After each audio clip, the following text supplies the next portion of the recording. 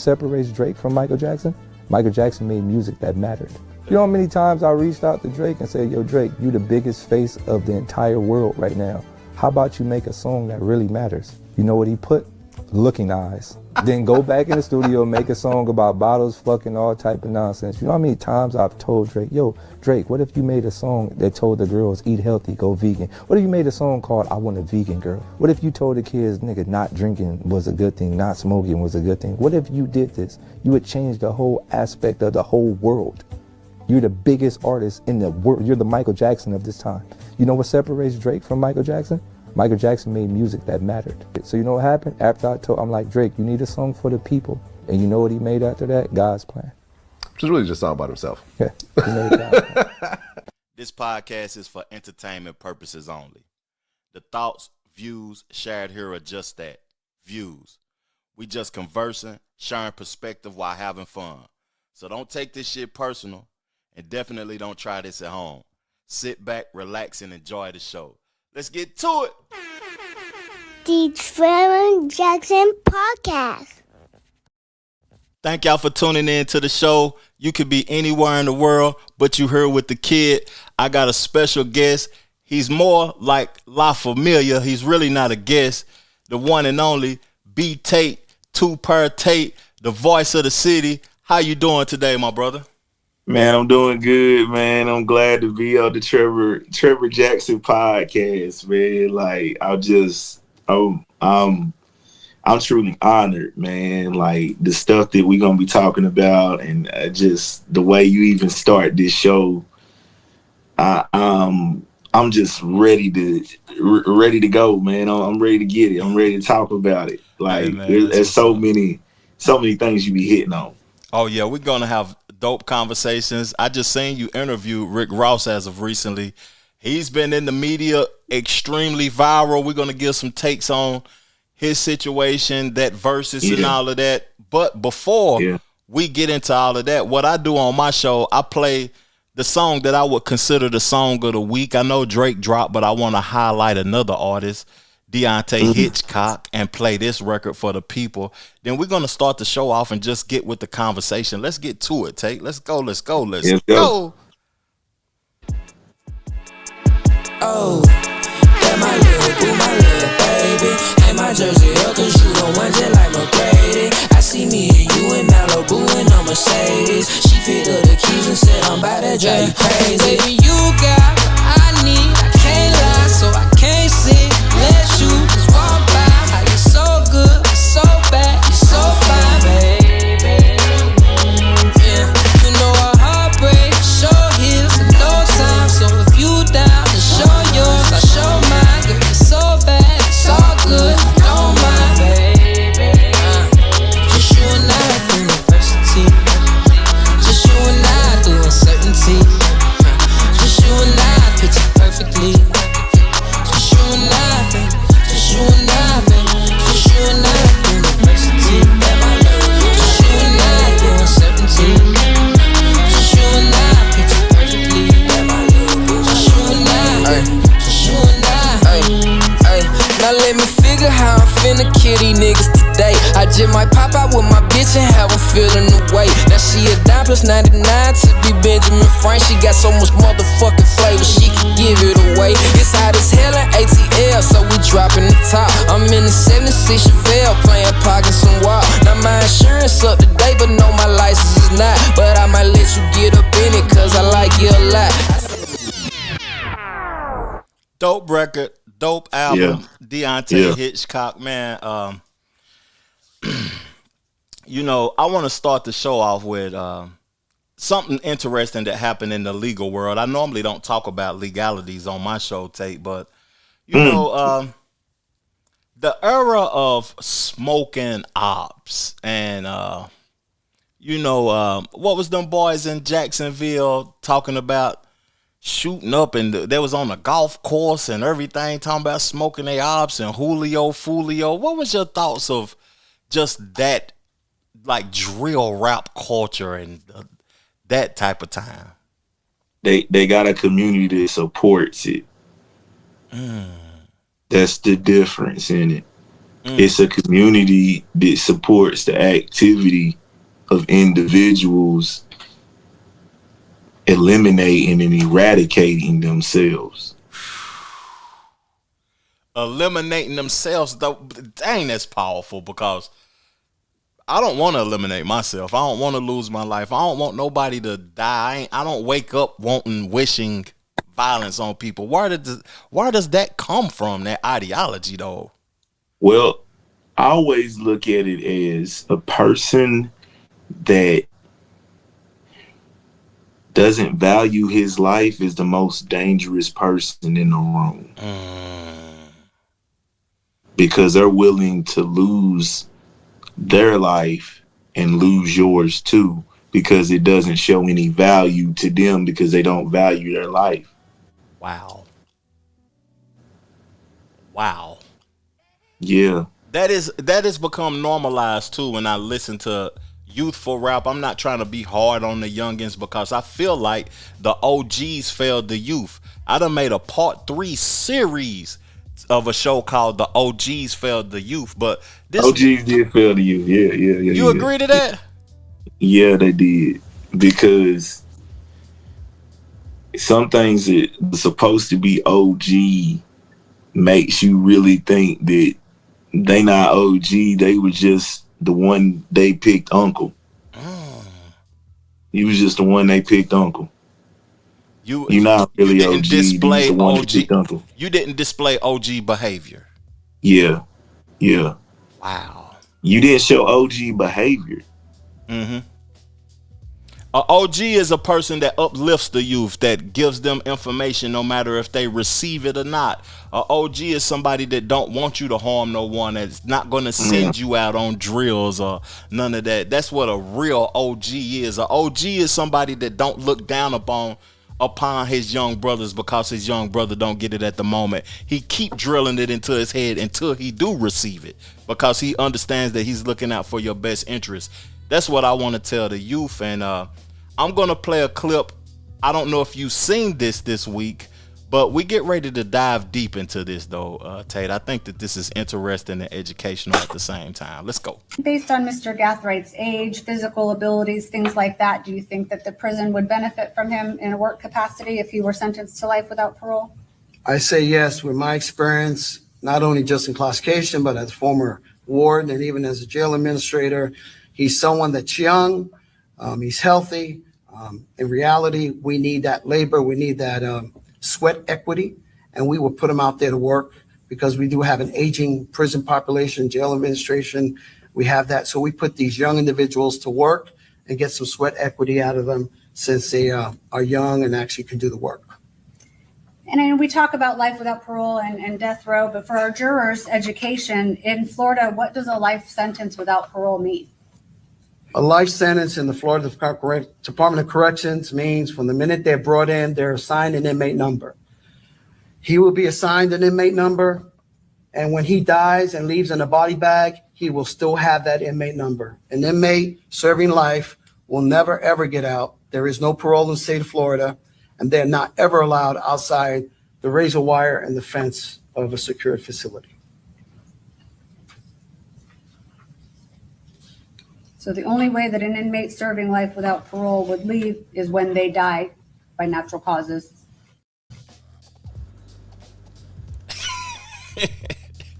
That young brother is about to be a voluntary slave again, all over again. You volunteered to be a slave again. Yeah. You're going to die a slave. So will you ever rest in peace?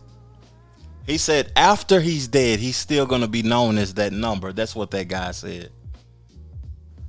As that slave number. Me personally, the message that I want to come across to the youth is that, you know, it's certain things that people react to, that they do, that is zero beneficial. And we living in times to where unity matters more than being angry at somebody over something that's minimal. You lose your life, or you fight, or you react with violence and end up hurting somebody or get hurt yourself, and you volunteer yourself to be a slave based upon what the 13th Amendment says and the United States Constitution. If you commit a crime, then we can put you back into a slave state. Yes. You commit a crime, you get put back into a slave state. Like that is wild to even think about, because I feel like if anybody commits a crime or knowingly is doing criminal activity, do you care about the risk or do you care about the reward your reward could ultimately be being the slave? You know, I when I was participating in the things that I contributed to in my youthful years, I always, you know what I mean, thought about the consequences. A lot of people was telling me that I reacted like I was nervous, and I'm still traumatized to this day. I ain't been in the game in 20 years, and I still look in the rearview mirror like I'm in the streets. You know, I'm traumatized behind it, but I never was one to not understand the consequences, and I never was one to react with violence or want to be a violent individual. And looking at this, I think that the youth need to prioritize something different. That slave state shit, that's not cool. That man just said that the inmates are getting old, fam. He said the inmates are getting old, Tate. We gotta have this young muscle in her so they can be able to contribute to the workforce. That is crazy, because we live in a capitalist society of people study capitalism and stuff, and when you realize that a lot of that labor that's being done in the prison system is benefiting these companies that we support, that we might buy something from, or, you know, Levi's, the Bob Barker suits. It's a lot of companies that is getting free labor from inmates, and it's just wild at the end of the day, fam. Yeah, it is, man. It's just crazy to me that people that are going to jail, like, you serving life sentences, you're working for the prison, you're working to die. That's you know, you're working to die. I can't even say free that brother, because he took a life. And I understand the Julio Fulio guy, he was in the streets too, and they participated and did the things that they was doing though. But one thing I'm gonna say to the youth before we switch along to the next topic is that shouldn't no human being make you mad enough to trick you out your position of freedom in life. Man, powerful words, because people don't want to do that jail time. And I'm one of them also. I'm one of them too, because that ain't what's cool. That ain't what. But you know what? Like the OGs, when you see the OGs not in schools or active with the youth, that is the telltale sign too. That the OGs failed the youth, or the OGs ain't participating in. Well, I mean, think about it. A lot of people that be called unk. When the last time they went to a school game just to talk to the kids? Like, think about it. When if they so OG, if they're so unk, when are they giving time for somebody that can't do anything for them? Like, when do you see that? Not often. Yeah. And because I feel like they're losing the most value. I feel like they're losing the most valuable resource. And this was my bad. The last thing I want to say, they're losing the most valuable resource. The most valuable resource is time, and it's not being given. Ooh, that is true, because it don't matter. You give a young boy $100,000, he gonna make the wrong decision with it. But if you can give him that time, and you can keep implementing good, positive motivation and good, positive instances, you can keep showing them instances of good things. That's more valuable than $1 million, man. Yeah. You know, Tate, hip hop, right? Yes. You have been in the game 20 years, commentating, rapping, DJing on the radio, helping people evolve, being the voice of the people. Do you think it can come a time when people can become too invested in the characters of this culture? Yeah, I think so, because they start to portray characters that they would never be in real life to keep an image. You can be too invested in the culture to portray an image of something that ain't even like that. Because if they actually get to know the true person that they're dealing with, they start to see that you can separate the reality from the image to what picture they're trying to portray with their pen or with any type of view. Yeah. Any type of view that they may have. We had just talked about programming also on a previous conversation that we just had, and I feel like a lot of people are programmed and don't know it, based upon perception of what they support and what they don't support. You know, Birdman was just recently, I think he was in a church and he was having a conversation about hip hop.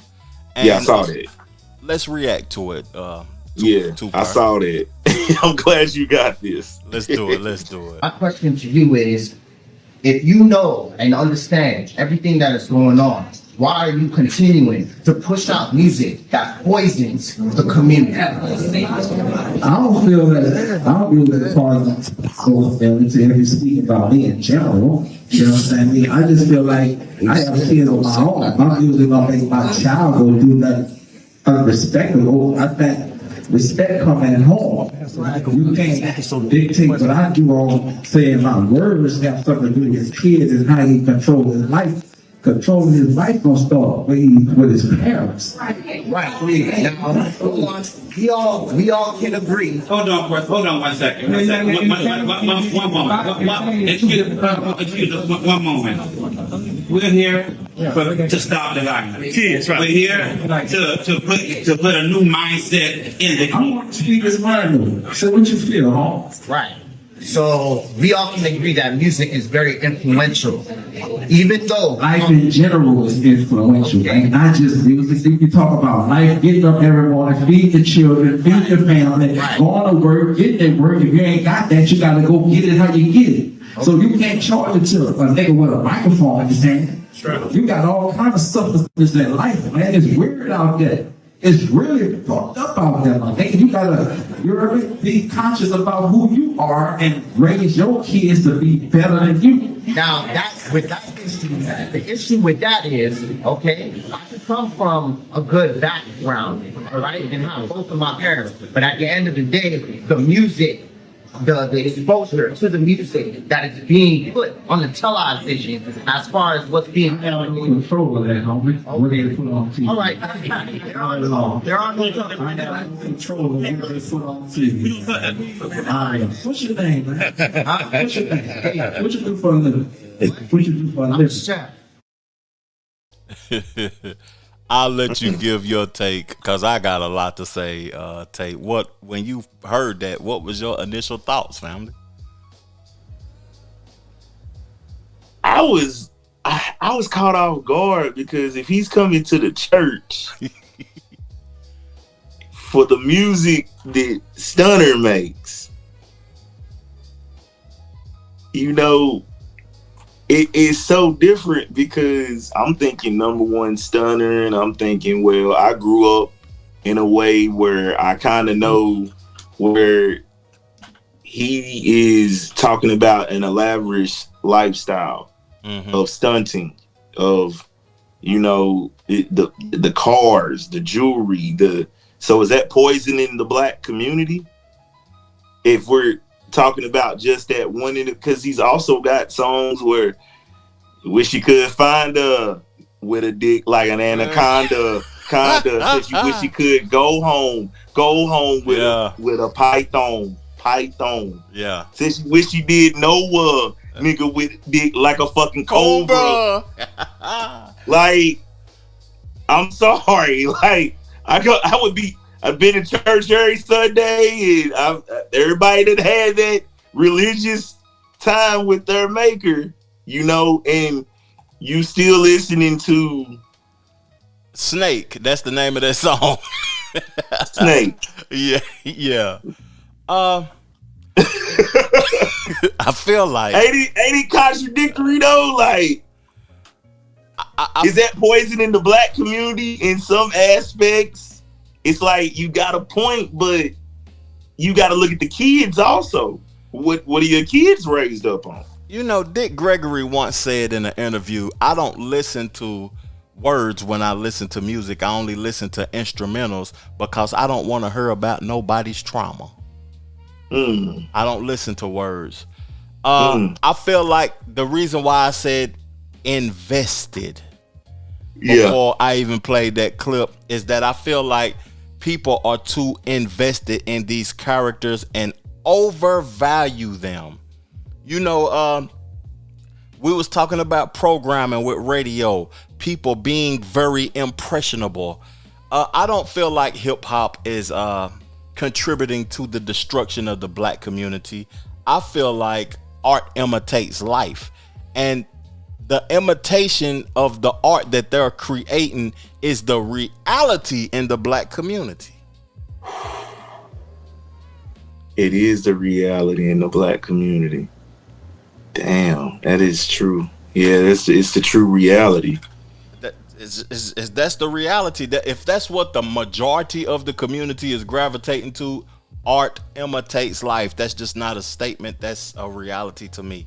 It's a reality. Somebody could correct me, or you could correct me if you want to, or the people that's watching this show in the comment section could correct me. I would love for them to, fam. Yeah, please do, because now I'm in agreement with that. Like art, like it does imitate life. Yeah. I got another clip I want to play about people being too invested in individuals. But before I do play that clip, I just want your initial take. Have you listened to Iceman yet? I've listened to a few tracks. I've listened to a few tracks. Was it the 1 a.m. in Albany? Yeah. I think that was like one of the first like big leaks. Cause I'm glad you're talking about this album. Was it Run to Atlanta with Future? Yeah.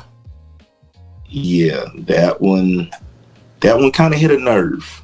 That because just the fact of the person saying that you always run to Atlanta, you then make a record with Atlanta niggas and ran back to Atlanta. You ran back to Atlanta with the main Atlanta nigga. There's a couple plot twist. Nice record. Did you hear Free? Did you hear Free? I didn't hear Free. I didn't. See, I'm still. He dropped 3 projects, but in a night. The only one I paid attention to was the Iceman album because I'm a hip hop connoisseur. Should I play a little bit of Free for you to get before I play this clip? Because we still in this investment piece, being too invested in artists. Should I play a little bit of the record or are we cool? So this record is called what? Hold on. It's the Free sample by I forgot the lady name. Golly, I forgot the lady name. And it's important that I know her name, who he sampled, though. I'll get it here in a second, though. But that record is crazy. It's called Make Them Cry. That's the name of the song. Make Them Cry. Yeah. No, Make Them Pay. Make Them Pay. Make Them Pay. Okay, yeah, that's track number 7. Okay. Yeah, that's the sample of the Free song that I'm talking about. I really was playing that Ran to Atlanta. I was playing that a lot. I ain't gonna lie to you. Let me give you a sample of this record. So Make Them Pay. All right, let's hear the sample. Let me give you a sample. Let me see what we talking about.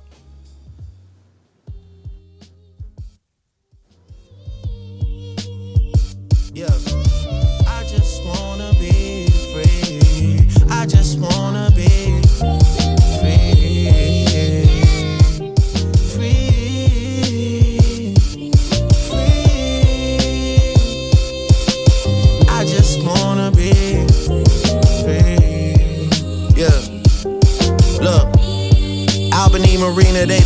it's 100 subpoenas. I done got my shit inside arenas like Gilbert Arenas. I remember lobster ravioli up at Serafina. I was in a dream hotel before I was in a loop like a carabiner. Yeah.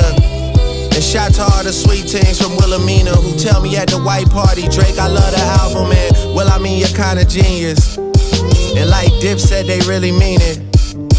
Yeah, I need compliments cause lately it's just falling outs and disagreements. Industry is really evil. And I face the way they pay me, but it hurts just like the Philly Eagles. LA love the sound, I could play a show for 1 million people. Don't be surprised, you see the whole YM and CA just like the Village People. These niggas measuring they dick size in millimeters. I rack up a tab in Chanel cause I do buy everything like I'm Middle Eastern. But I realize it's gotta get a little deeper. Other than me talking about the way I'm flipping dough like Little Caesars. I'm trying to catch one of you boys stargazing in the field like little leaguers. Yeah, and ain't no passes for you crip walking. All of that diss talking, kiddo beat it. I'm supposed to be my brother's keeper, so don't make us hit another buzzer beater. And don't be suddenly eager to hit me up and have no discussions either. Now you gotta plan a meeting with me just like the Russian leader and shake my fucking hand in front of other people. Yeah, fuck the chatter. Since 2009 as I climb the ladder, they envy me like Nevada, but it never mattered. My niggas run the phone soon as you check into prison. Your niggas run and talk the hoe for a second opinion. Me, I stood 10 T's and accepted the mission. Cause I much rather death than submission. How can you press the ignition and let some memories of the past affect your decision? I love you cause of the history, but if we being real, I could never forget you. And you never called me back, but destiny's written. For real.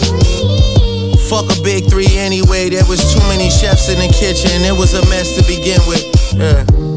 And now they got a new goal and we gotta test the position.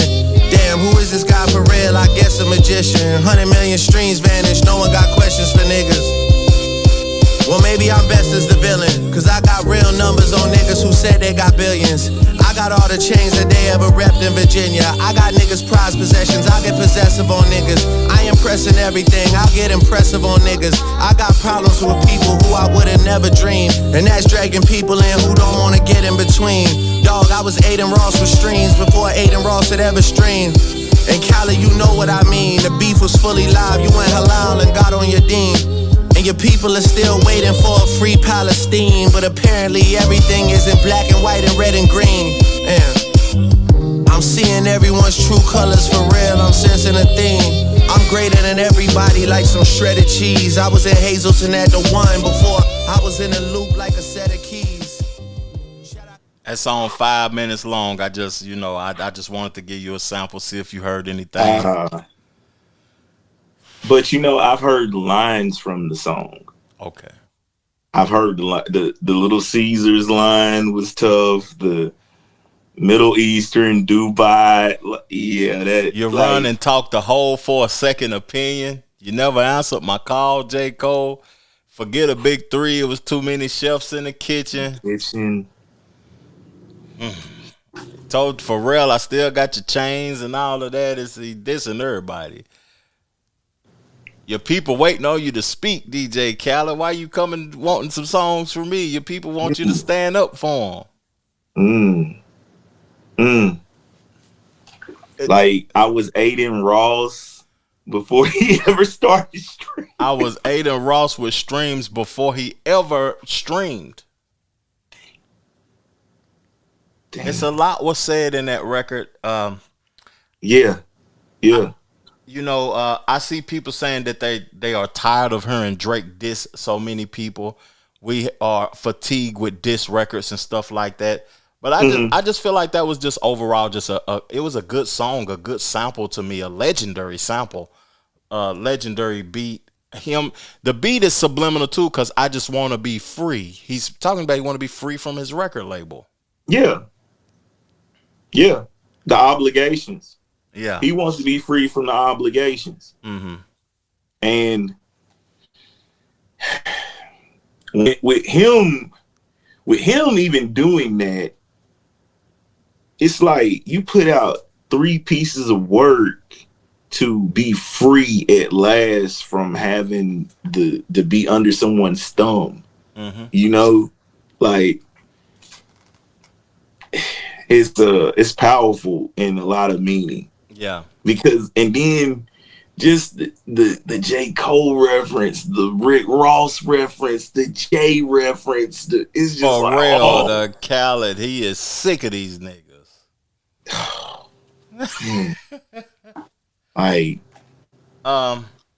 It's just interesting to me. I did a reaction with one of my homeboys that's from LA, that's in the Carolinas now, and I gave the album in totality a 7 out of 10. You know, I was doing the album a disservice because I was being too invested. Like, this is where I'm trying to stay. I'm too invested in who's real, who's not, or what's being said and what I agree with and what resonates with me, when sometimes you got to take a step back, remain objective, and look at the piece of art as just a piece of art. Yes. And I was wrong for giving it a 7 out of 10. I feel like musically the project is phenomenal. I give it a 8.5, a 9 out of 10 now. And I'm sorry for my rating. Yeah. When just now listening to that, I got mixed emotions because I'm kind of invested in what has transpired, and then when you put it out.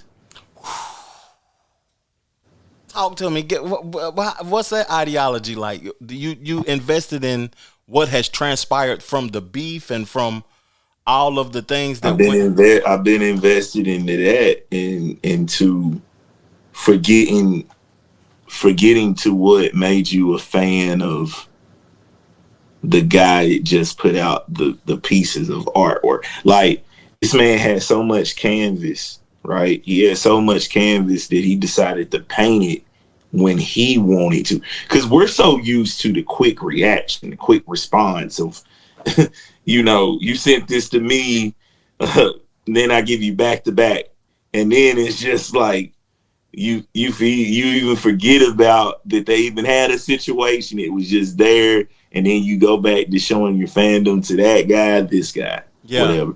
And a lot of times the fandom can take over than the actual ear for the artistry and why you were a fan at first.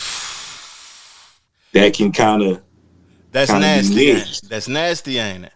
It can kind of be mixed, because how you first gave it like a 7.5, now you re-listen to it, you give it an 8.59. Me hearing it now, I'm like, ooh, you gave that man that much time and he went there. Yeah. So it's kind of like, yeah, that might be 9, because he had the canvas to play with. He didn't sound bothered. To me, he didn't sound bothered. Like, he not doing a whole bunch of yelling, bro. He like, I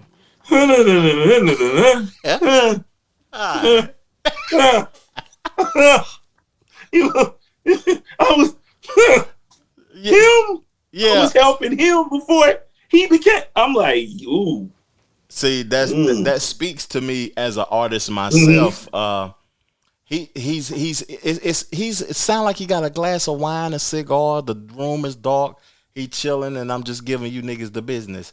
I'm not invested into the person. Like, I heard you use that word fan, and to me as a person, I don't like that word fan because I know what it abbreviates. I say this a lot on my podcast too, Tate, but I just want to make you aware of it. The word fan is an abbreviation for the word fanatic. Fanatic. And I don't want to be one of them. I'm a supporter of Tate. I'm not a fan of Tate. I support what your artistry and what you do, but I'm not a fanatic. That's damn near a pause, being a fanatic, because then I can start acting out of character based upon the decisions that you make. The fandom. You know what I mean? That fandom. Like, it could, and then I look at it in the aspect of, when I say the fan, I look at, would I spend my money to go see this person perform? Then I am a fan. I'm a supporter. Yeah. I'm more of a supporter. Yeah. And it's like, when I look at Drake's career and I look at how it is, I'm remembering the first time I played some of that stuff on radio. Like when I played Best I Ever Had, and then it becomes a monstrous hit. When you start playing, You're fancy, huh? You're fancy. Like you start thinking of them early Drake records, and it's just like now he talking to you as if he's on the coast of Italy, overlooking, you know what I'm saying, the ocean. Like it's like, bro, what are we talking about? Like, so I'm gonna give this to you. I'm gonna give you my art, and I'm gonna show you that did not matter to me in the whole grand scheme of what I create. Let me play a clip right quick. I like that you took it there. I wasn't even going to play this clip because we got on it, though. But this is just a random female talking about Drake is really not like us. But this is back to the investment piece, the fandom piece. And I'm just going to let you start with your take of this. I really don't think that this is a controversial take.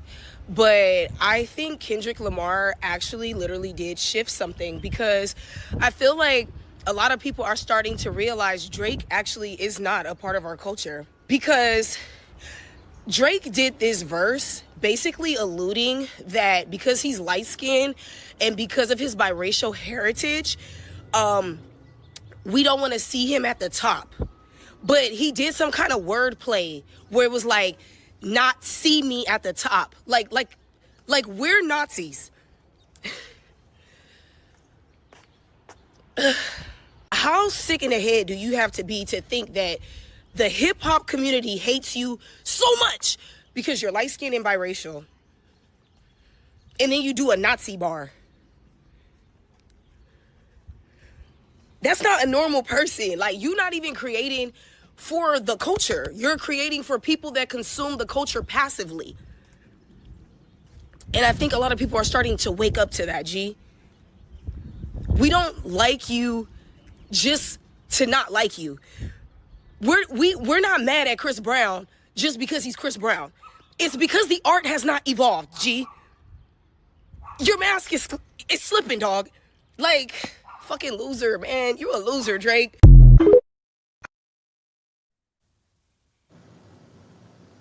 The art has not evolved, Tate. Have we been talking about that? Damn.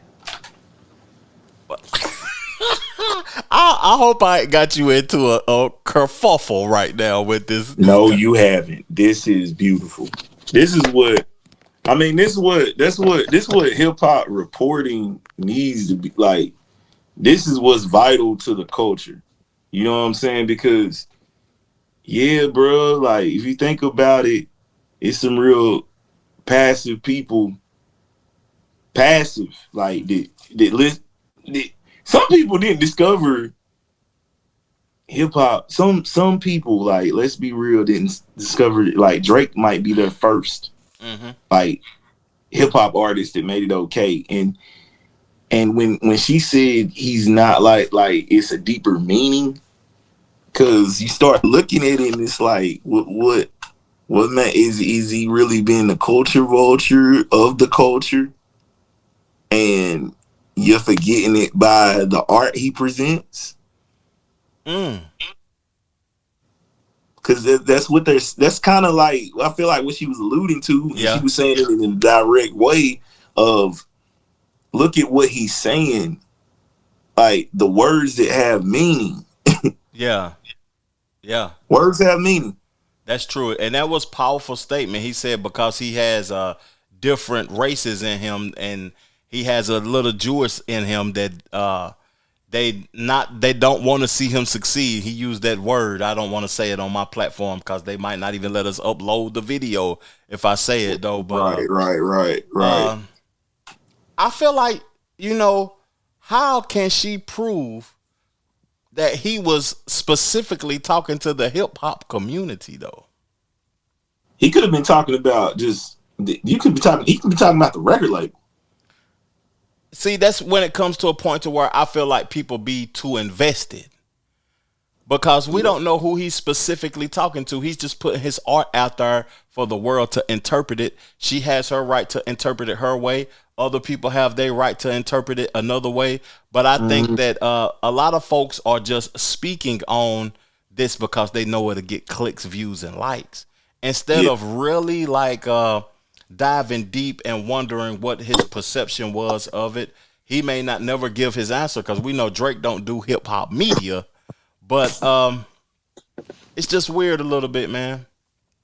And that's wild. Like, he don't do hip hop media. You know what I mean? Like, you're in art. You're in the culture, and you don't do any type of, like, you're not talking to Angie. You're not gonna talk to Flex. You're not gonna, you know what I'm saying? Like, what about you and Charlamagne? Like, Elliot Wilson was his last interview.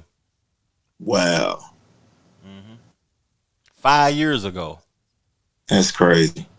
You ain't gonna sit down with Joe. You ain't gonna get up there in Apple Music with bro. I don't know, man. It's just I feel like I'm a person that's currently working on a project. Drake's music was inspiring to me.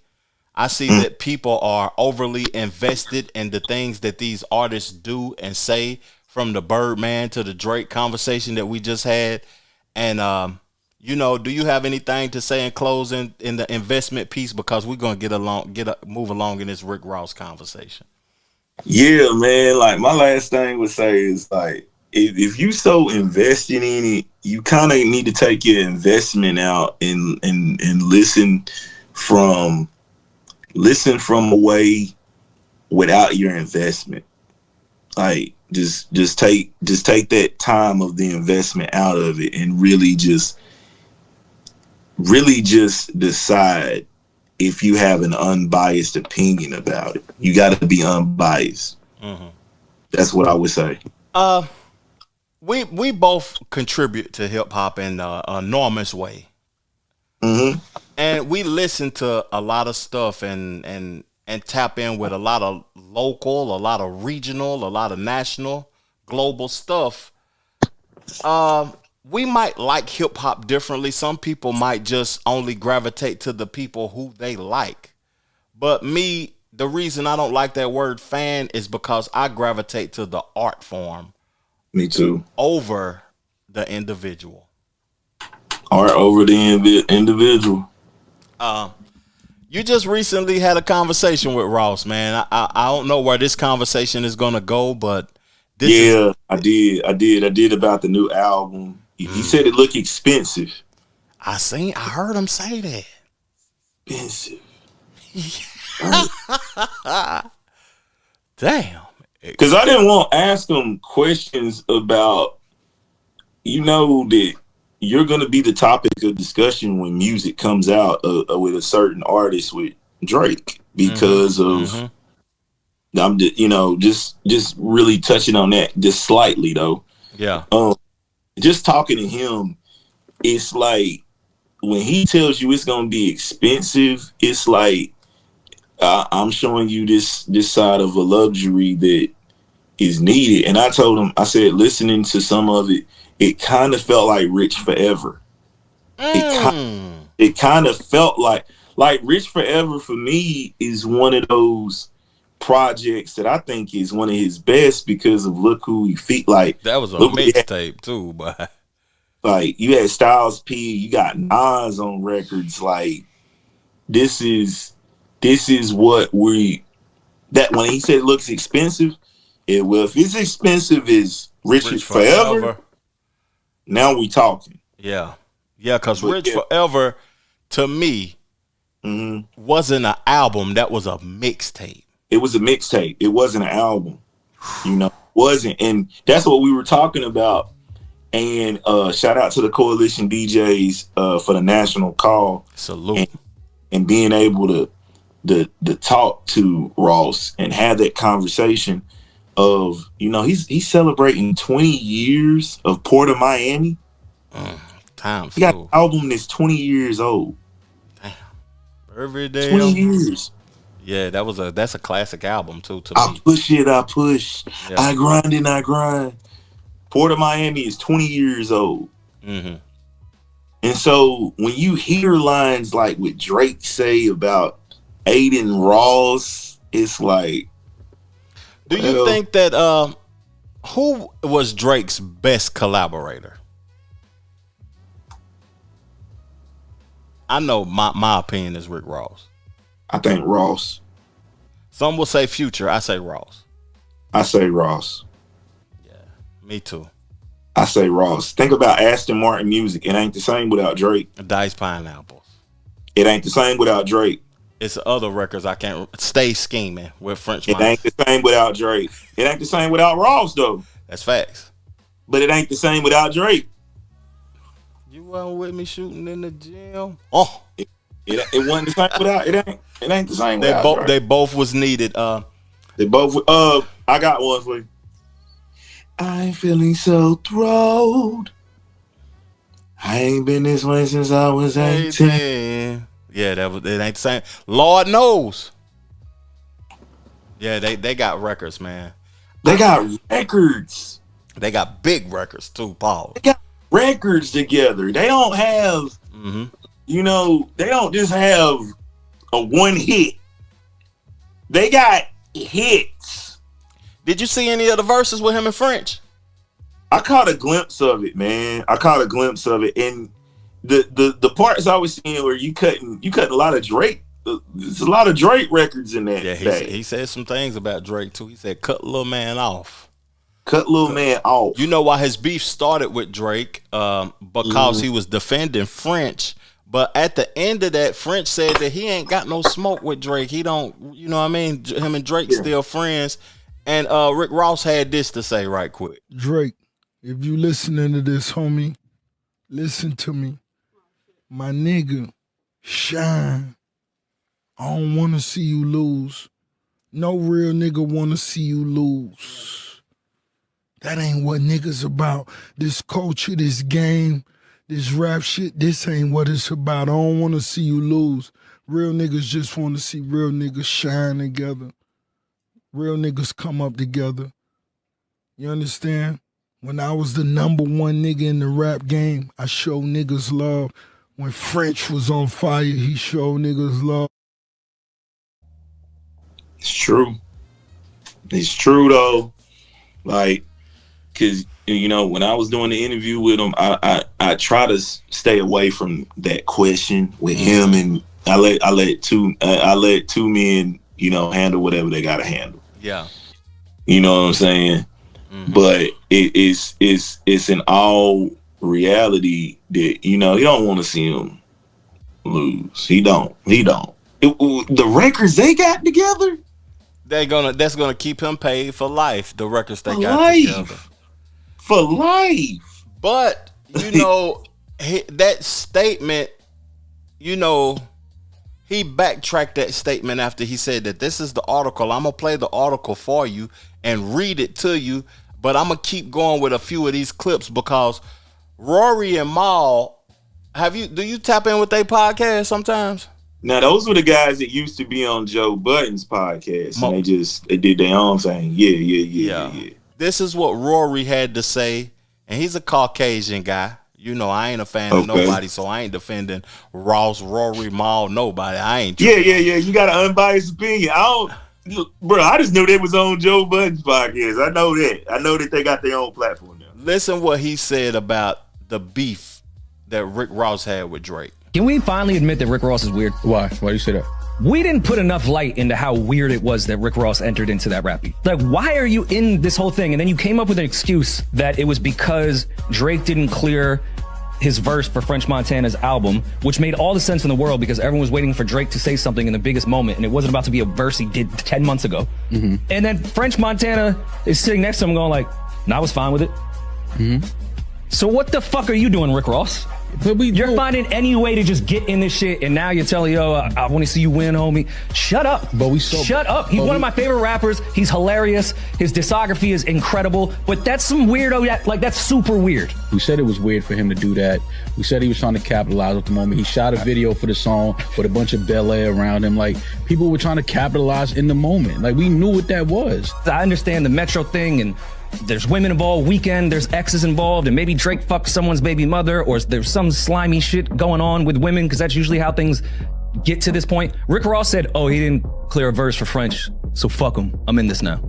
After he gave me all my #1 records. Yeah, I mean, that's like that. Everyone else, I understood why, even if it wasn't a great reason, I understood why the 20v1 existed and everything in the history with Drake and certain artists. Rick Ross, who's his mans, just entered into that beef. I'm trying to find. You agree? You agree with that, Tay? It came out of left field though with Ross, like, cause you start thinking about it, just thinking. Yeah, bro, y'all don't hit records with each other. Why? That's why and then when you hear, I feel like Rory and Mal, they like analysts. They're analyzing the culture, right? Mm-hmm. And you hear it from somebody that's analyzing and thinking about, bro, yeah, they got a whole bunch of records with you. So you do a versus, you don't even want to hear this man on the records that you are on. Yeah. Because you said your man had a problem with it and he didn't have a problem with it. He didn't have a problem with it, but you got a problem with it. That's weird. So, why would you have a problem if he don't have? And you know who Mal's brother is, don't you? Biggs Burke, Kareem Biggs Burke. Kareem Big Burke, who is 1/3 of Rockefeller that started the company with Jay-Z and Dame Dash. Sean Carter, Jay-Z, and Kareem Biggs Burke, who I'm a huge follower of Big Burke. You are? Huge. So you rock with Big Burke then, I guess. I do, because of he's probably one of the most quotable people in the world. I think he's got to be. He's got to, just some of the stuff some of the stuff he has said. Like, some of the stuff that Biggs Burke has said it resonates with me, man. Like, he's one of the most quotable, like, people. Biggs Burke. Like, let me see if I got this quote. I'm so glad you asked it too. Kareem Biggs Burke. This one is one I got. They laughed at the process. Now they're watching the product.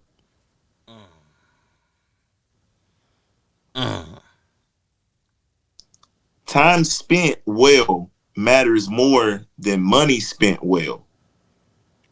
Because time is more valuable than money. Thank you. Learn to recognize the patterns before they become another regret. Like, he just look. Experience taught me that access doesn't equally alignment.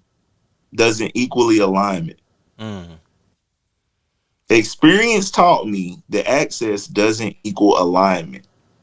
So you can have access with no experience and not be aligned. But if you experienced and you got that access, then not saying that you're going to automatically align, but the alignment will be better because the experience matters.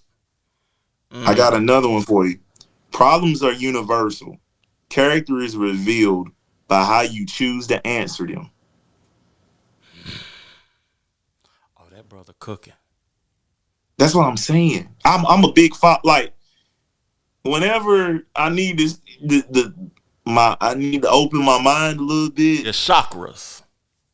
Dude, every mistake you survived became tuition for the wisdom you paid for. Yeah, he's speaking that lingo. That he's giving the world some powerful messaging, some thoughts that's coming through to help people get an understanding. And then I'm gonna leave you with this one. This is the last one. Your story isn't written by the fall. It's the strength of your return. Get back up, nigga. Keep going. I'm telling you, Biggs Burt. When you said Kareem Biggs Burt, I'm definitely that Rockefeller era. I like all of them brothers. Biggs Burt, Dame Dash, Jay-Z. I do too. You know, I do too. Yeah. I can't say it back like that.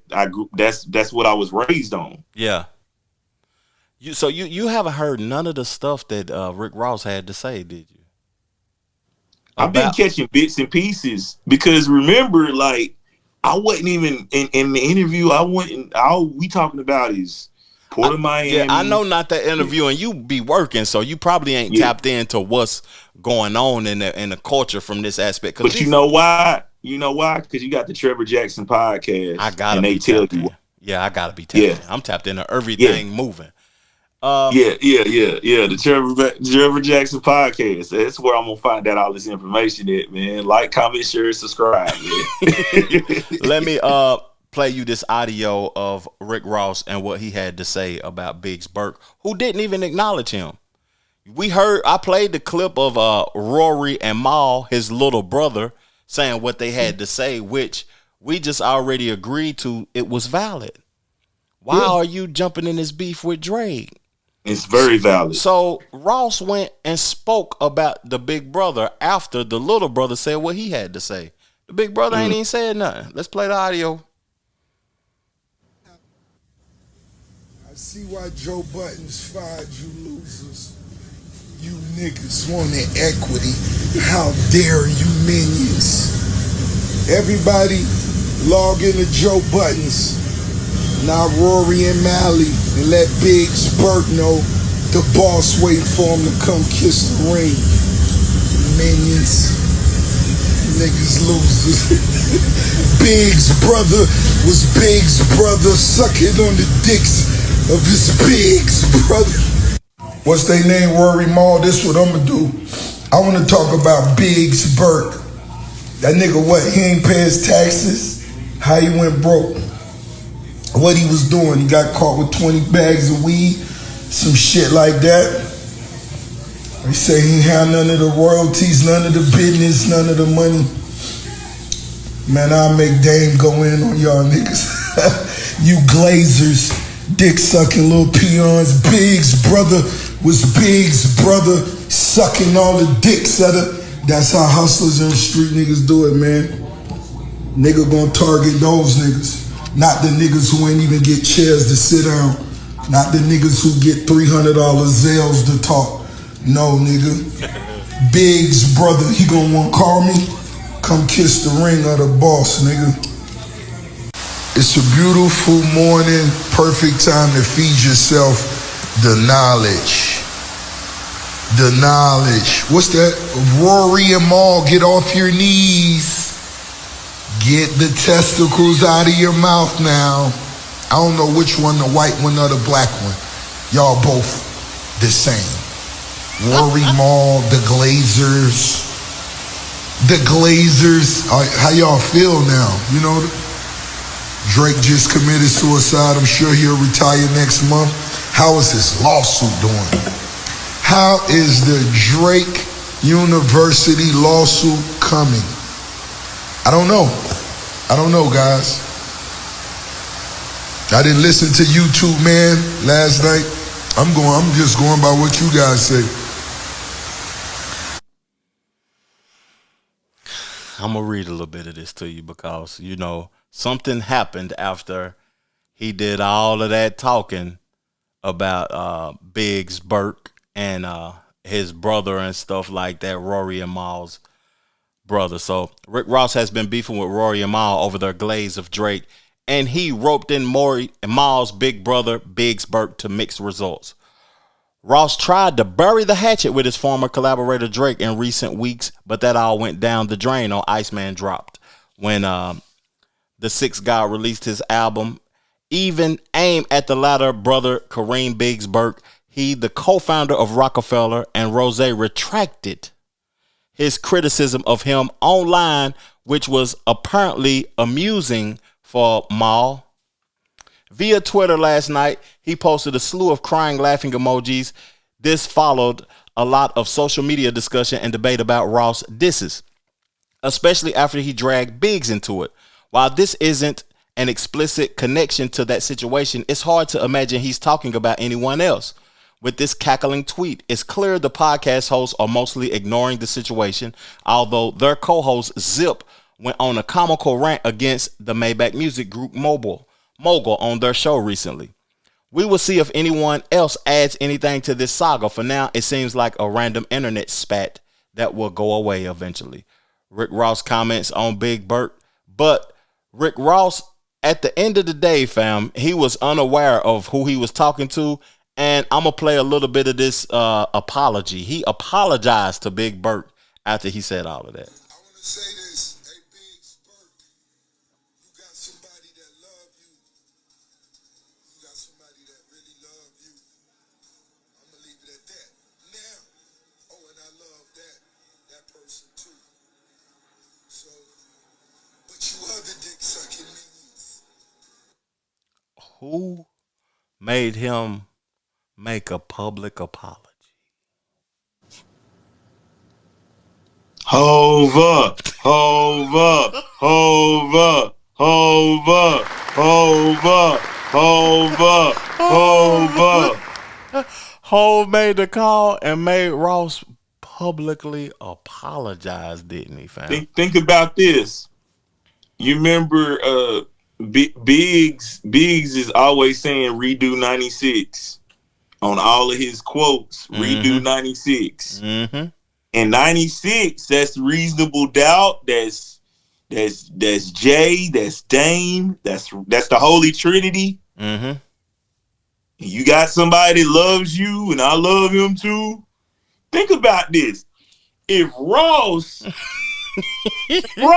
ever says, Hove, think about the records they got together. Ross called that nigga and said, this is who invested in my career initially. And you on the internet not knowing who you talking to or talking about, I need a public apology.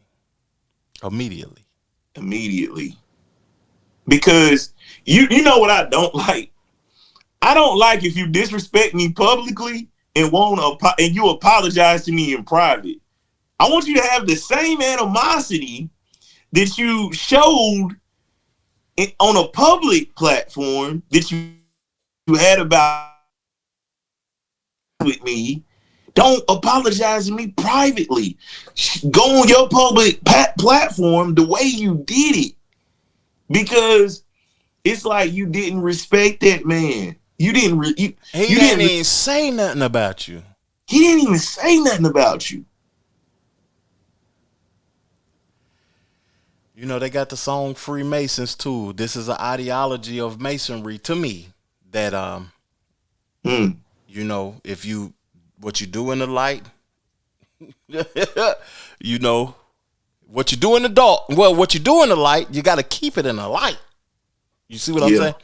That's why the public apology is something that is, that shows me some things, basically. Yeah. Well, you know, and even in that, you know, it's kind of like what's done in the darkness, you know, will come to light. Mm-hmm. It will come to light. And that's just a lot of unpacked right there. You disrespected somebody who is a close confidant to a man you've done records with. That's the only person I can think of. And what they said wasn't even wrong. French Montana ain't mad. Why are you mad? You're trying to capitalize off of the moment. I love Rick Ross's catalog.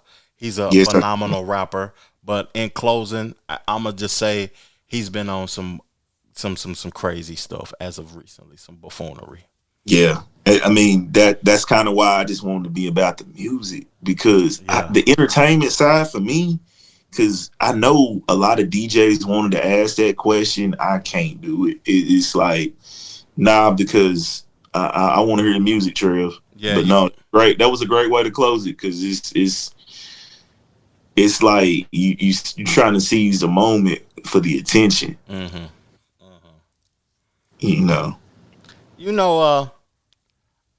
I think I got a few topics. I got a couple of hip hop topics.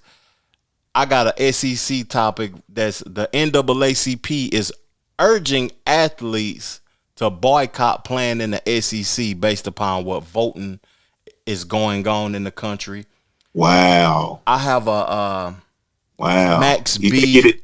Mac, go ahead. My fault. I'm sorry for cutting you off. You think it would ever get back to the days of where the HBCUs were having all the black talent? No. We're going to have that conversation because it's necessary, but I feel like money trumps everything, and it shouldn't, but people are... circumstances control people's movement. Absolutely. When you look at the alumni, when you look at the alumni that still consider that school, and then you got a lot of some of these alumni are dying off. Mm-hmm. I'm glad you got to the HBCU conversation, because this whole show really is curated around David Banner and what he said about MLK on Cam Newton's podcast. It's explosive. Was it on 4th and 1 or Funky Friday? Funky Friday, the sit down when it is mimicking. They're keeping it funky. Yeah, got you. I got 2 clips from this to play, but initially he said something so powerful. It ain't even viral yet, but the way I conduct my podcast, I know what it's going to be doing come this Friday. It'll be a viral moment. Listen to this tape. If you go back and look at Martin Luther King, and it's online, the speech that he was going to do at his church that the week that he died, you would have thought that was Malcolm X. Martin Luther King was sick of getting his ass beat on. He wanted to be about finances. He was talking about some of the things that were going on in the war that nobody dared to speak about. That was the reason why they killed that man. But the version of Martin Luther King that black people love, I don't think Martin Luther King liked him when he died. If they could separate themselves, he wouldn't like that dude. But that's heavy. But it's the truth. But how? He told Harry Belafonte, I think I have integrated my people into a burning house. That's basically telling Harry Belafonte everything that I built my life on is a lie. He said that. David Banner didn't say that. And I think if you ask his kids, they would tell you that. It's just harsh to realize that we've been duped, bro. That's the hardest thing when it comes to food, history, bro. If it ain't mathematics or science, in most cases, these people done lied to us. And that's hard to admit that we went down the wrong road, bro. So I'm trying to separate, because I'm trying to follow. And specifically to Martin Luther King. Mm-hmm. Martin Luther King. Mm-hmm. The version that is in front of us, the propaganda that we see in schools and in Black History Months and the I Have a Dream and the monuments and how great Martin Luther King was and what he stood for. You're saying that it's a lie? What I am saying is, what? Here go all them endorsements, Regina. Regina said, No, bro, like, integration was the worst thing that ever happened to Black people. Being enslaved is just losing a war. Like, once we integrated, we thwarted the opportunity to teach our own children. We don't have no options on what we teach Black kids in public schools. Think about this, y'all. In a lot of public schools, in a lot of colleges, they tell Black men that they can't wear locks. Your natural hair. Dog, do you see that they say they can do anything to meet that they want to, put anything they want to without telling you the truth about it? Think about right now in America, what black people have influence over what happens to their children in general. What they feed them, what they see on TV, what they hear on the radio, any of those things. So by integrating, by even saying that you want civil rights, take the word, the operative part of the word is civil, right? You're saying that I just want you to treat me civilly, right? Right? Damn. Damn.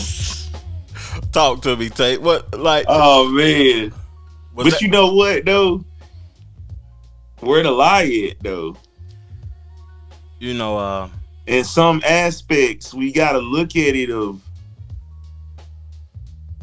civil and rights and being in the being sent to the burning house.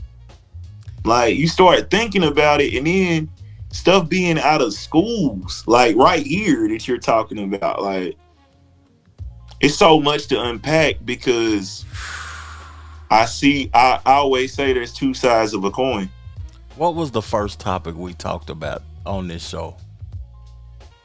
The 13th Amendment. If you commit a crime, we can put you back into slavery. We can put you back into slavery. And history, like revisionist history. You've been on that too lately, that revisionist history. People forget. Dude. And it's like, if it's not documented or filmed, you wouldn't believe it happens. Like, I take for instance, I can see two people not getting along with each other, but there's a time where they shared the same stage with each other and no problem would ever happen when they saw each other in public. Mm-hmm. But on the internet, it paints an image of a false reality. Something that's not there. Yeah, that's not true. That's not true. Because if you guys are able to be on the same stage with each other, you're able to be in this film where it's documented showing that you were together. What separates the unity when you show togetherness? I feel like what separates the unity is people start to want to identify with other things beyond unity. You know, You just interviewed me for my album, and I talked about not wanting to be a part of gangs and not wanting to identify with certain structures of things.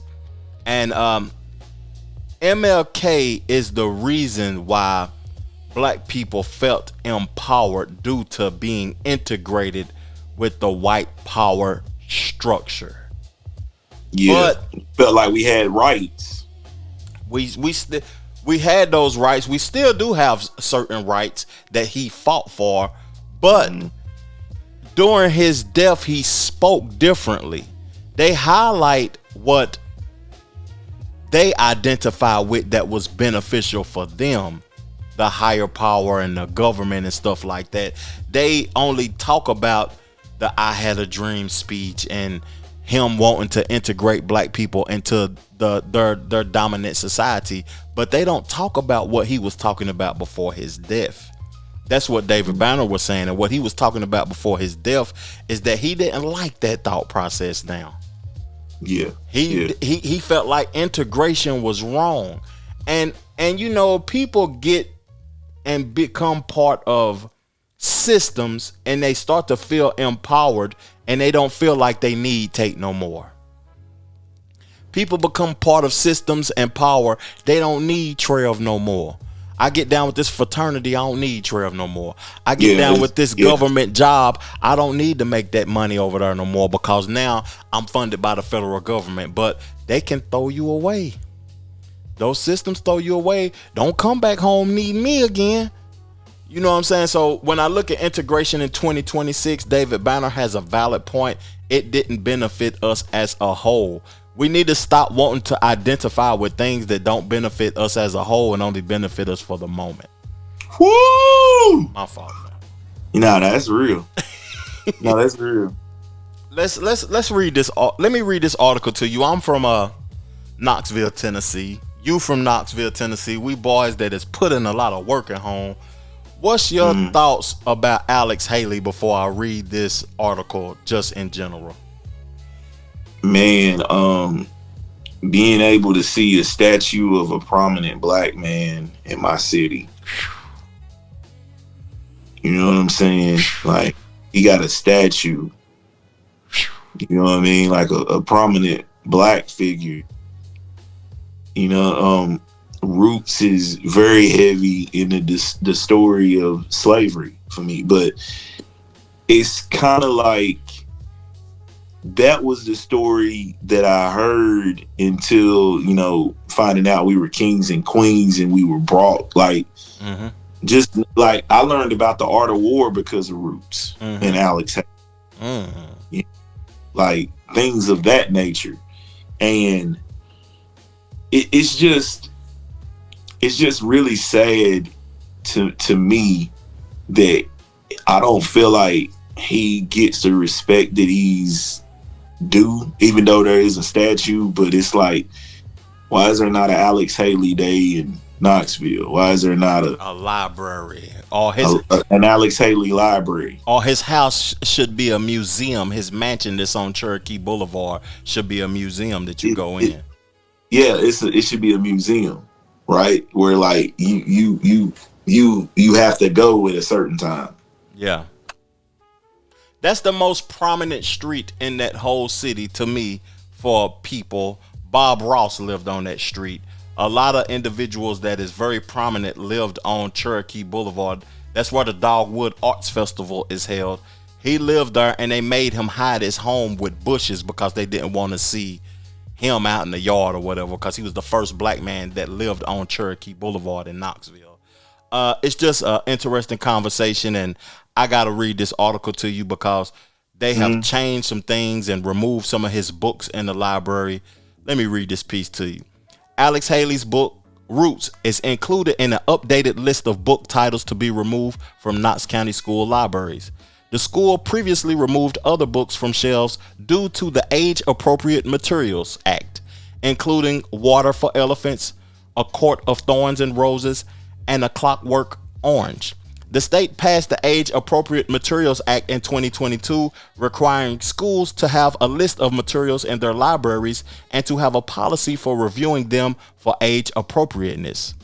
As a district, we recognize the immense cultural and historical significance of Alex Haley's Roots to our nation, to Tennessee, and to Knoxville in particular. This decision made to remove Roots from school libraries is in no way a commentary on the literacy or cultural value of the novel, but the result of adherence to state law. Tennessee's Age Appropriate Materials Act requires that materials in school libraries comply with state standards for age appropriate content as defined by the law. Roots was recently elevated to the district's review committee for consideration of a passage in Chapter 84 for alignment to the state statute. Upon review, the committee determined that the identifying passage met the legal threshold for they done hit me with a word I can't pronounce, and that's crazy. That's crazy. I can't pronounce that. SADOMASOCHISTIC. Somebody help me out. Somebody help me out. That's crazy. I can't pronounce the word. But let me continue on. Decisions to remove materials for circulation are not made lightly. The district review committee carefully elevates the specific passages submitted for review to determine whether they met the requirements of law. These determinations are based on the content under review and the applicable legal standard. Broader themes of historical significance of a work as a whole is not a consideration under the law. Removal of a text under the Age Appropriate Materials Act does not prohibit a book for being used as instructional material during direct instruction in a class such as AP or dual enrollment English, provided the text alignments, the course standards, and curriculum, and is listed in the course's syllabus at the beginning of the year per our Board of Education quality policy. It's a lot to unpack there. Like, so I'm just saying it won't. I know there's a political way about saying it, but I just feel like, does our history not matter? That's what they saying, basically. Because I got some Western Civ classes that y'all not banning me to know about Maria Antoinette and Napoleon, and you're not banning me to know about King Henry. I gotta know about that. Like, you feel me? Like, I gotta know about the JFK assassination. I gotta know about the Cuban Missile Crisis. Yeah, I gotta know important about history. Right? I gotta know about Hitler and all of these things that he contributed to in Germany and all of that. That's the main thing that they teach. I feel like, you know, everything that we create this of substance that has a very maximum impact on life and is meaningful, they try to remove it or they try to alter the meaning of it. You know, it's weird, it's strange, and you know, we just talked about Martin Luther King and what David Banner had to say about Martin Luther King's impact with integration. Integration is going to have an impact on us to where we're going to have to fight again. As black people as a whole, you know, it's going to be a fight again because we see what the Trump administration is doing by removing a lot of those federal jobs where black women is losing their jobs, where curriculum is being removed, where they're changing up and doing gerrymandering with votes and stuff in Memphis, Tennessee. It's so much going on. And by them doing this in Knoxville, by removing the literature of Alex Haley from libraries, it's just eye-opening. It lets me know that a fight is on the way, Tate. Yeah, I think so, man. It's like it's a real war going on outside. Like, really a true war going on. Most definitely. Let's Let's one more political conversation. Okay. Are you a parent, Tate? I don't have any kids, man, unless they're in Mexico. That's only that's what I say would be. I don't neither though. Really? I don't neither. I don't want none neither. I mean I'm free and excited. I done went through a whole part of life with no children. Yeah, I would want to have children. I would want to have girls if I did have children though, but I'm at a point in life to where, you know, my years are getting behind me. So I think that ain't the way no more. But I got a conversation about parents. And about DC has implemented a law to where if you don't watch your kids, or if you don't make sure that you prioritizing the things that they doing, they're gonna start arresting the parents, Tate. Let's listen to it. And thank you for being with us here at 10 o'clock. I'm Josh Chapin, D.C.'s top prosecutor, rolling out a new plan to crack down on juvenile crime as we get closer to summer break. The U.S. Attorney for D.C., Janine Pirro, says her office will start charging parents if their kids are involved in so-called teen takeovers. My office will aggressively prosecute parents under D.C.'s curfew law. And the specific statute that we will use is a violation of D.C. Code 22-811. This statute makes it unlawful for an adult to enable, facilitate, or permit a minor to engage in delinquent acts. The penalty is up to 6 months imprisonment. Now, this is an issue we have covered extensively, notably in Navy Yard, where 7 News has seen hundreds of teens gathering on the weekends, getting into fights, and in some cases, assaulting police officers. Our Felicia Ashley went into the community tonight, got reaction from people in Navy Yard. I went back to the neighborhood commissioners and parents who said that they wanted something done after seeing some of the destructive behavior when swarms of teens and kids would flood to Navy Yard. U.S. Attorney Pirro said this is the first weekend that they could start prosecuting the parents. Is this that accountability you all were looking for? Not exactly. I think it's federal overreach. You know, the accountability that I was talking about and really needs to happen on a local level. Like we need to start investing more in our communities and our families. Is this the answer you were looking for?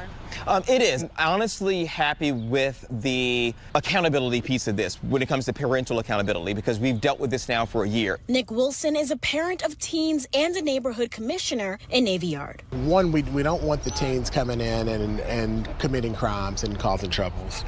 But also, one of the things that we found out when we talk to teens is sometimes coming out is better than what's going on in their households. Edward Daniels is also a commissioner who says he's for Piro's actions, but not the method. Her means of addressing the situation, I think that we can address this with local resources, meaning MPD. I don't think that we need federal resources. If you drop your kid off and you fail to supervise them, or you let them skip school to join the chaos, you are going to face fines, court-ordered classes, and possible jail time. Policing and putting people in jail is actually kind of how we got to where we're at now. There's no one at home because they got locked up and thrown in jail.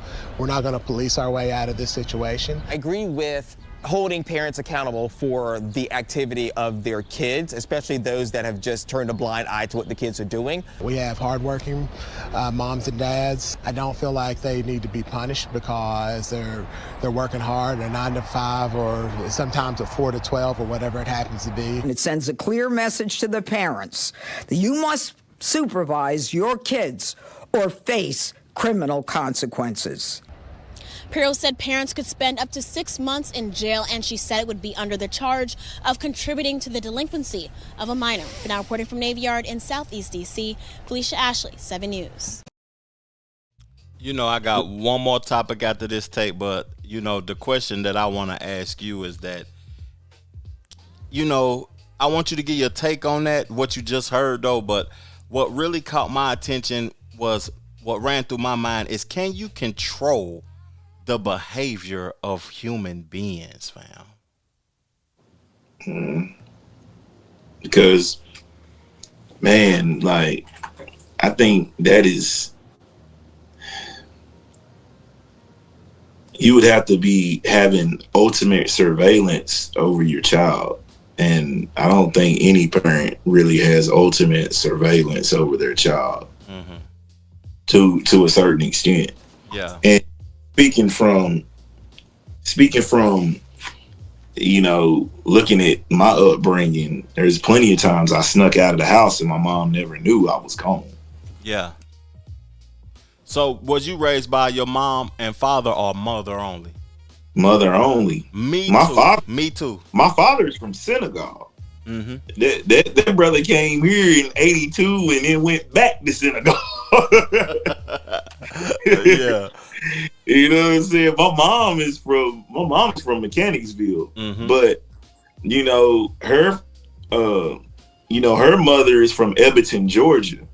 So, you know what I'm saying, coming up here from Edmonton, Georgia, being in Mechanicsville, being born and raised in Mechanicsville, and you know, I pop up in '84. My dad is from Senegal, you know, so, and her being here, how can a mom alone control a growing boy? And if she can't control him, y'all done created a law where she go to jail for 6 months. Now the property is gone where the son is living at. She's homeless when she get out of jail because she probably living check to check, rent to rent. He don't got nowhere to stay. They done locked you up. They done created this law, and it's just, I don't think it's in the best interest of the people. Not in the best interest of the people. Exactly. Yeah, DC is a crazy place, man, and that law is gonna break up a lot of homes and a lot of families.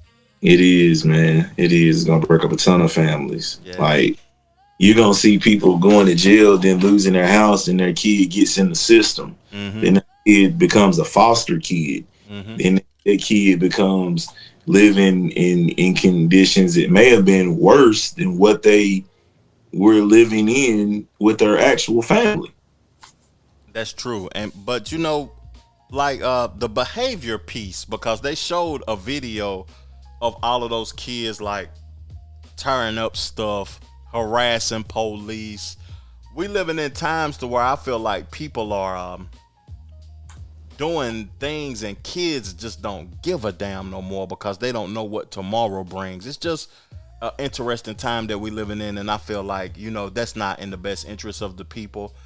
They're not prioritizing giving the people assistance to evolve. That's what I would say in closing to that statement. Yeah, definitely. I agree. You know, I got one more topic. I appreciate your time, Tate, man. This was a wonderful show. I hope people was entertained and they learned something. We went from hip hop to playing records to a little political. We spoke about the hometown and everything, but we're going to close it off on hip hop, fam. Okay. I got to give you a shout out for that Deontay Hitchcock record. Because, you know, the first time I heard of him was the song Praying to God. Mm-hmm. Or Talking to God. It's either Talking to God or Praying to God. That was the first time I ever heard him. But this new record, love what you played tonight. That was a dope record. You want to react? I got a whole lot more stuff, though. You want to react to a record before we get to the last topic? Is that cool? Sure. Is that sure. Cool? Okay.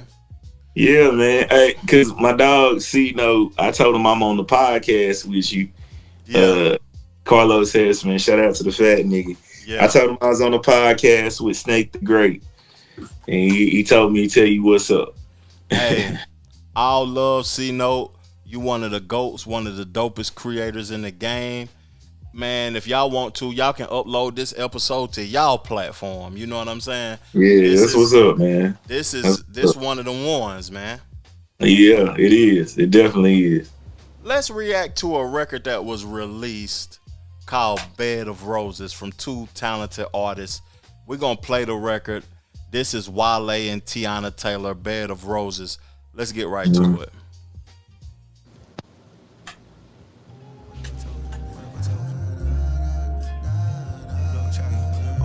What have I told you? You was my focus. I was really out here without no hocus. All the hits I really gave on myself to ain't wanna see me go. I got all this love to kill tonight.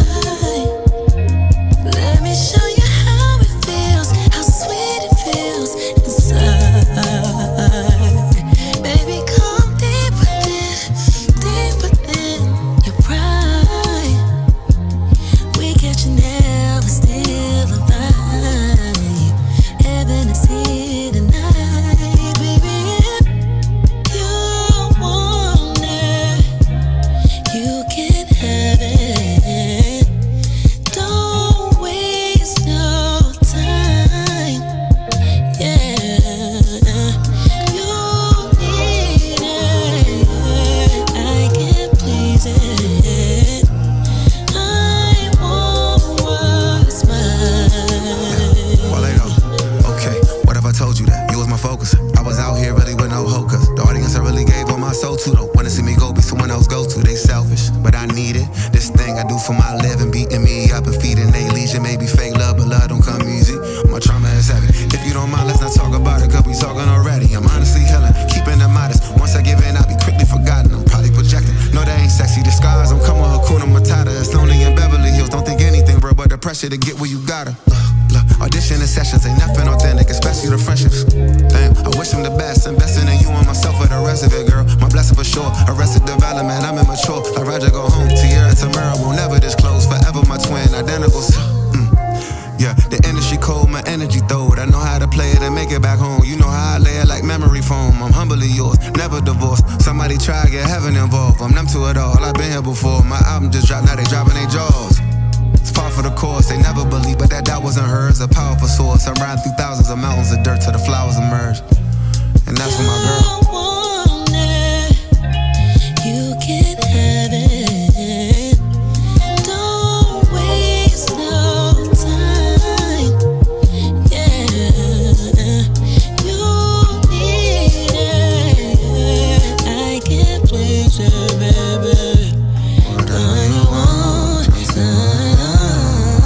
I need it. Say da da da da da da da. you can have it. Don't waste no time. Yeah. The Trevor Jackson Podcast. Before you speak, Tate, I want to say I I really enjoyed that record because R&B is in a state right now to where it's evolving. I like the Kalani album. I like what Chris Brown is doing with his new album and him going on tour with Usher. I like Eric Bellinger, and it's just a lot of R&B out. Scissors, the Summer Walkers, the Hers, it's so much R&B that I feel like from a quality standpoint, R&B is surpassing hip hop.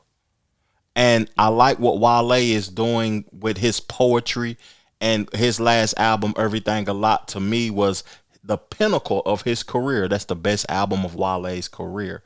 And I just really enjoyed that song, Bed of Roses. What was your take on that record and what you had heard, my brother? Man, it put me in a different place, man. Like music, you know what I'm saying? Actual music.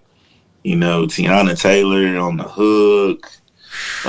And then the undertones of Don't Waste Your Time. And that's the most valuable resource we have in this world. And it's you done said that about 3 times too on this you know what I'm saying, episode, Don't Waste Your Time. Don't waste your time, man. A lot of people wasting their time in this world. You know what I'm saying? A lot of people wasting their time and don't even realize it because they never got it back. Yeah. Dang, you caught my attention with that because I really wasn't tapped in on the time piece of the song. I was listening to the warmth and the melodies and I wasn't really listening to the messaging at that point, but that's just a dope record, man. Don't waste your time. Don't waste your time. That sums it up. Yeah. Great, phenomenal record. We about to get into the last topic of discussion. Max B was on $1 Million Worth of Game with French Montana. And Max B, I feel like Max B thinks that he is more relevant and more important to the culture than he is.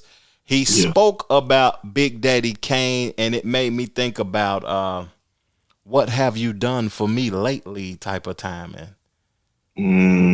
And this is me and Tate's last topic of discussion, though, but I'm going to play the clip of what Max B had to say, and we're going to get Tate's perspective on this show before we roll out. Let's get it. And just flat out consistent songwriting. I just don't think nobody got the catalog to match me. You got a lot of, y'all say New York City. No, but look at my catalog. Look at my tapes. You got Chuck. Look at my domains. Look at my $1 Million Babies. What I'm saying. Look The my argument that we was having, right? Look at the coat wave. Some of these artists might had 2-year run.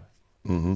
Some of them had a 1-year run. Mm-hmm. Some of them had 3-year run. What is a run? Because Kane and them been running since they started. They ain't stopped running. Who, Kane? Big Daddy Kane. Where Kane at? I ain't see Kane. The last time you saw Big Daddy Kane. Come on, man, don't do that shit. Nigga, I just did 18 years like you. I ain't see Kane. Kane wasn't even on the kiosk.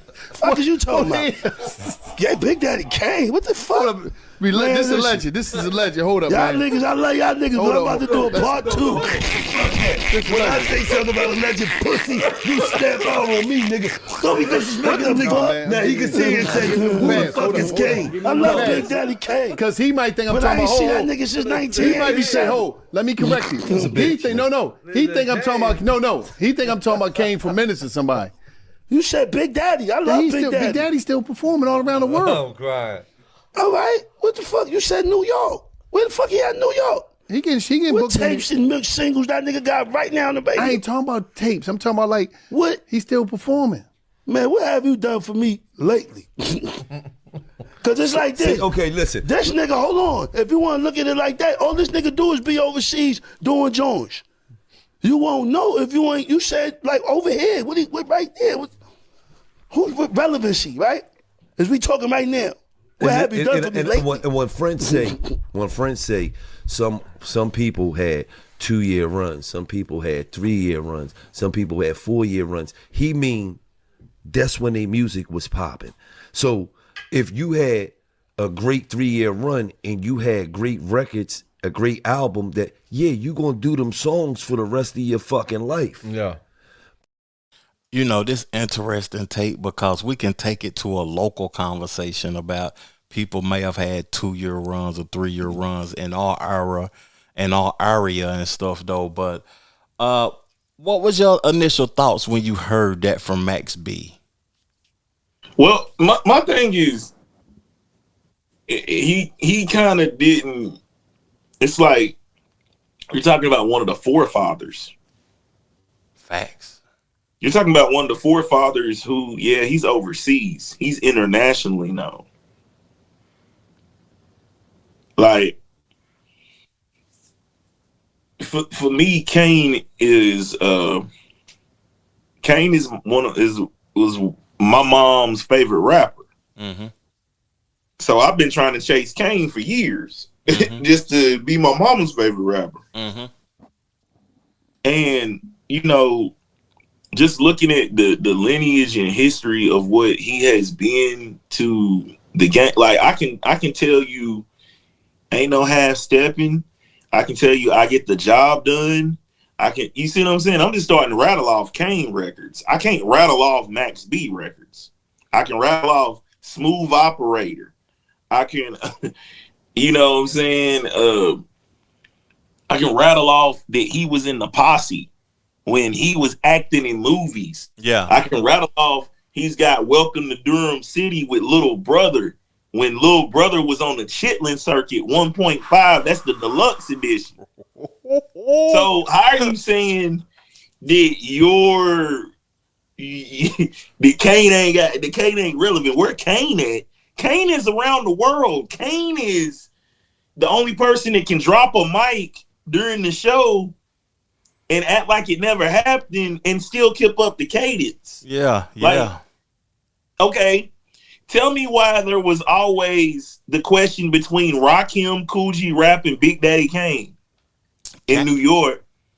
Kane is the inspiration for Nas and Jay-Z, what people would say the two greatest rappers from New York City is. He was their inspiration. Last month he was on Shannon Sharp podcast. I don't know if you caught that or not, but he was talking on Shannon Sharp podcast about his implementation into the culture. I feel like Max B, you know, if it wasn't for French Montana, would we be giving a damn about Max B? I mean, think about it. Max B's record that's out now is I Just Wanna Elevate with Ross, with French, but you're not spitting on that like Ross is. You're not spitting on there like French is. You on the hook.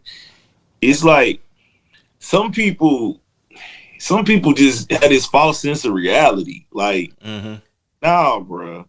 Like, you know what I'm saying? That whole wave of I can't tell you songs from Max B. Like, it's just me though. It's just me. It ain't. Quarantine is the only song I know from Max B, and that's my favorite song. He recently was on a song dissing Jim Jones with 50 Cent. I don't even know the title of the song. See, you know what I'm saying? Like, we don't even know the title of the song. Like, the new record that I know is the one with Ross and French Montana, and I like it because he doing the chorus is catchy. It's him getting fresh out of the box, but you know, far as getting into the bars, he got zero bars. Kane is still some people's favorite rapper. Yeah, ever. Like Kane and Rakim are God MCs to me. Hey, like think about how many records you can name of Big Daddy Kane and how many records you can name of Max B. And who has the most records and who has the least? That's quality over quantity. That's all I'm saying. Yeah. That's artistic creativity over relevance. Yeah, I feel like Max B missed the ball with that. He missed the shot. Totally. He missed the shot with that. I ain't got nothing against you, Max, man. You need to be more appreciative and remove your ego from yourself, because you know you're gonna have a lot of people disgruntled with you. From that perspective, you missed the ball. Big Daddy Kane is one of the GOATs, man. Salute to Kane. Salute to Kane, man. Like, and you know, it just trips me out though when he said, "You talking about overseas? You talking about his Johns overseas?" Yeah, he's internationally known. They pay more overseas than they do in Alabama and New York, St. Louis, and Cali. They're untaxed. He took Jay-Z on his first tour. Yeah. Like we talking about I get the job done. We talking about, you know what I'm saying? Look at some of the records he got with Teddy Riley. Yeah. You know what I mean? Like we really gotta start paying homage and looking at the era of rappers he's going up. Like there's Kane, there's Kool Moe Dee, there's Kool G Rap, there's Heavy D, there's Kane. Like revisionist history. Revisionist history. Revisionist history. Here we go again. Like, what is it with people in revisionist history in hip hop? Like it didn't happen. It be tripping me out. Like, to hear Max B the way he talking is just like, you didn't live in this era of Kane? That's another thing again. The OGs failed the youth because with that revisionist history, the youth is going to forget Max B.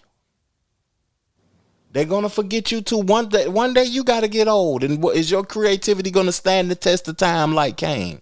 You know, people don't want to stand the test of time. Hey, I ain't got you know, I think we did a phenomenal job. I hope folks was entertained and may have learned something. You think so, man? This was a hell of a show to me, my brother. You think so, man? The Trevor Jackson Podcast, man. I'm just honored to be on here, man. Are you gonna come back on one day though? That's what I gotta say. Oh man, I'm gonna be a reoccurring guest on the Trevor Jackson Podcast. Don't do me like Bootsy did Vlad down. If I gotta, you know, man, hell no, I would. Man, you know how vital you are to my. I don't know, like my career. You went blank on me, family. You went blank on me. I hope you didn't go all the way out. Oh, my bad. I'm getting called. The audio is cool. The audio is cool. Okay. My bad. I'm getting called. Don't do me like Bootsy, though, family. Say, Vlad, I need a raise now. I can't. No, I would never do that, man. I would never do that, man. I would never do that. My bad. I'm just getting called because they didn't think I was going to be on this podcast. I'm glad I was on it.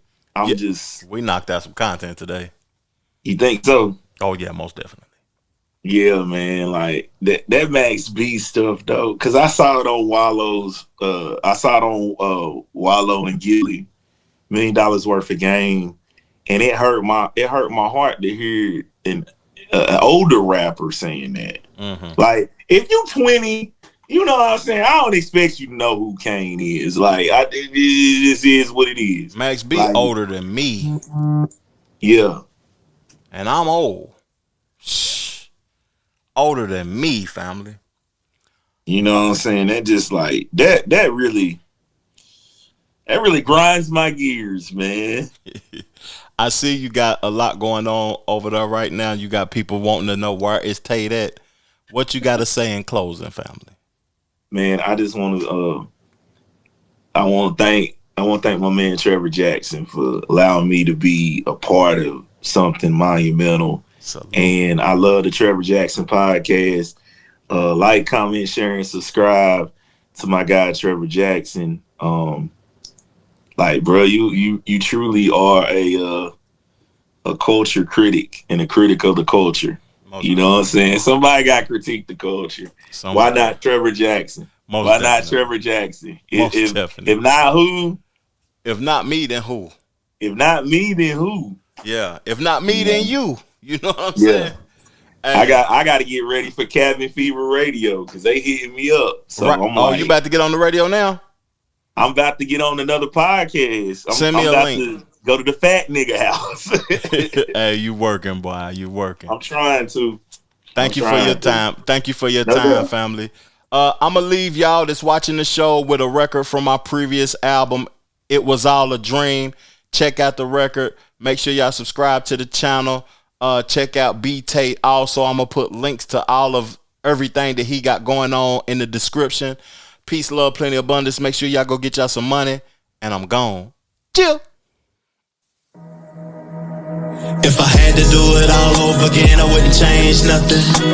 If I had to do it all over again, I wouldn't change nothing. If I had to do it all over again, I wouldn't change nothing. I had to get me something. I came up from nothing. do it all over again, I wouldn't change nothing.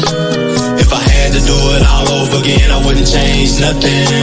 If I had to do it all over again, I wouldn't change nothing. I had to get me something. I came up from nothing. I had to change my mental, upgrade my credentials. How a nigga came up, it wasn't accidental. Now monumental, more like legendary. A player never worry, bumping pop, Hail Mary, trapped off a Blackberry. Ain't contrary to your belief. I made it at them streets, don't acknowledge beef. Kept the play discreet, we too unique. On the winning streak, spent a couple racks at the boutique. I wouldn't change nothing, I'm always me. Never took a plea, nigga, you a flea. I'm your OGs, OG.